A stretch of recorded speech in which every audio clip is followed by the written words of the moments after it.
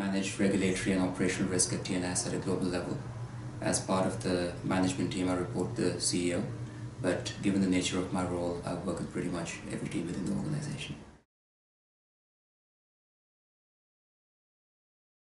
Protection of cardholder data is of paramount importance to us. We have a large number of high-profile merchants, processors, and financial institutions connected to our network. With them sending in excess of 20 billion transactions over our network a year, we have to ensure the data is protected. We are a Level 1 PCI DSS certified service provider and have been ever since the standard came into effect in the mid-2000s. In fact, we were one of the first large global network provider to achieve this certification, with tens of thousands of devices in data centers and point-of-presence sites in excess of 60 countries worldwide. You could say that yes, our PCI program or our compliance program is complex, it's sophisticated. In addition to PCI DSS, we have introduced other standards in the mix just to ensure that we have added assurance for our customers. Some of the more familiar names will be the ISO standards, the COBIT framework, and more recently, SIG from shared assessments. Careful planning and preempting the next big thing.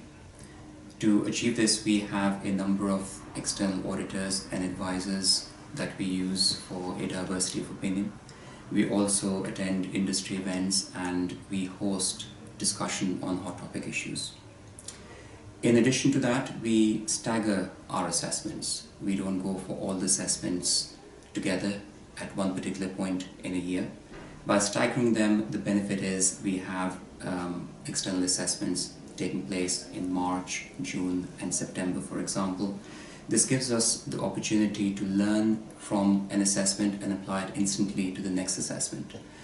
PCI, what we have learned, and also as a matter of fact, any other compliance with any other standard, is a process of continuous improvement. And with PCI, we can say that after having practiced it for over 10 years. 2017 also was the 10th anniversary year for PCI DSS. We have seen this standard evolve over time, and we believe it has now reached a certain level of maturity. So I suppose it's more pertinent to think about 2018 and the challenges 2018 is going to bring. It will be amiss to not talk about GDPR, which is the data privacy law in Europe. We're working towards it. The key challenge with GDPR is that of responsibility. It is not wholly a risk, security, legal, HR, or operations issue. It covers all of them. At TNS, we formed a steering group to overcome this situation with representatives from all of these teams. Not only did it address the issue of responsibility, it also provided subject matter experts from these areas, which is absolutely crucial for the success of any GDPR compliance project.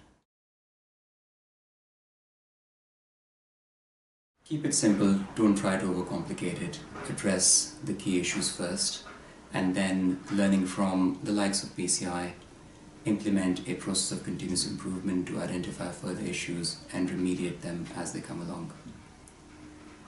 It is important not to get too bogged down in the intricacies of the Act or of any of the other requirements that might be in the interpretation. Keep it simple. It will take a number of years for the process to reach a level of maturity, and we have a lot to learn along the way.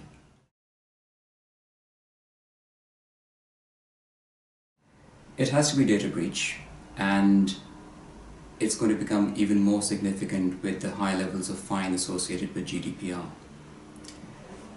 As I already mentioned, we have a compliance program that incorporates not only PCI DSS but a number of other familiar standards. You could say that we have put in place a number of checks and balances to reduce the likelihood of a possible data breach. But it can still happen.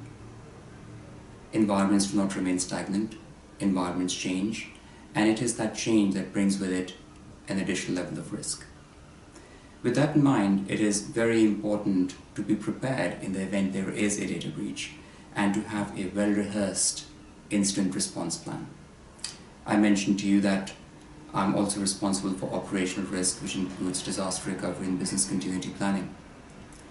Over the years, we have identified and rehearsed a number of operational issues, operational outages, and recovery strategies for those outages, and we continue to test them on at least an annual basis.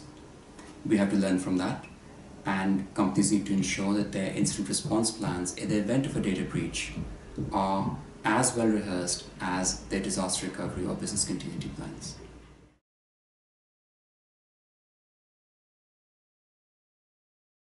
Perhaps let's listen to the nature of a risk function is such that it can be seen as slowing down the sales process.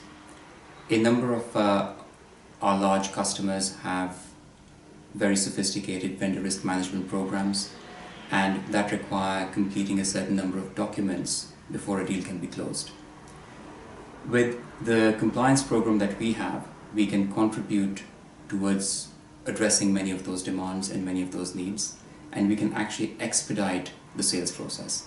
So I would say it's a matter of perception, which will change over time.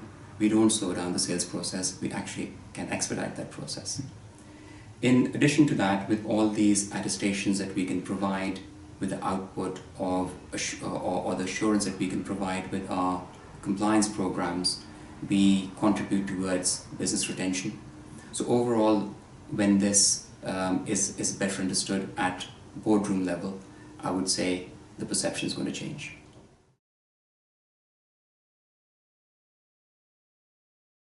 It's more the change that I would like to see in 2018, and that is better alignment with the business, and also the change in perception of the risk function as a function that supports sales, as a function that supports the business, rather than a function that pulls it down. A successful risk function has to understand the business, and I've been an advocate of risk managers coming from within the business. We at DNS have hired a number of risk managers who worked in different areas within the business, in operations, in finance, and also in security. To be able to support business as intended, it is important to understand the real risks that are faced by the business and to address them before they become an issue.